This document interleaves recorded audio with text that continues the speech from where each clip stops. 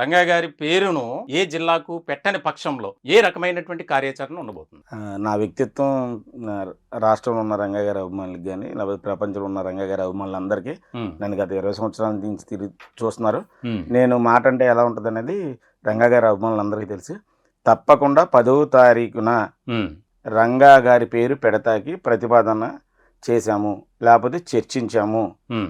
ఈ టయానికల్లా మేము పెట్టగలము, పెడతాము అని కానీ చెప్పకపోతే నేను 100% ఆమరణ నిరాదీక్ష ఈ జోలు చేస్తాకి రెడీగా ఉన్నాను. నేను ఒక్కడనే కాదు, రంగా గారి అభిమానులు అందరూ రెడీగా ఉన్నారు. అందరూ వచ్చి ఆ రోజున కూర్చొని ఆమరణ నిరాదీక్ష చేస్తాం.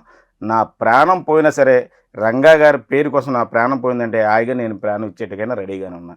ఎందుకనంటే ఇవాళ నేను ఒక పార్టీని విమర్శించట్లేదు, కానీ రాజకీయ నాయకుల్ని ఎవరింటిగా డబ్బులు తీసుకొచ్చి ఇవాళ ప్రజా సంక్షేమాలు కానీ ఇంకోటి కానీ చేయరు. ఏ ముఖ్యమంత్రి అయినా అవ్వచ్చు, ఏ ప్రధానమంత్రి అయినా అవ్వచ్చు. మన రాష్ట్రానికి, మన దేశానికి వచ్చే రెవెన్యూని బట్టి దాంట్లో అమౌంట్ తీసి మనకి ప్రజలకు ఉపయోగపడతారు.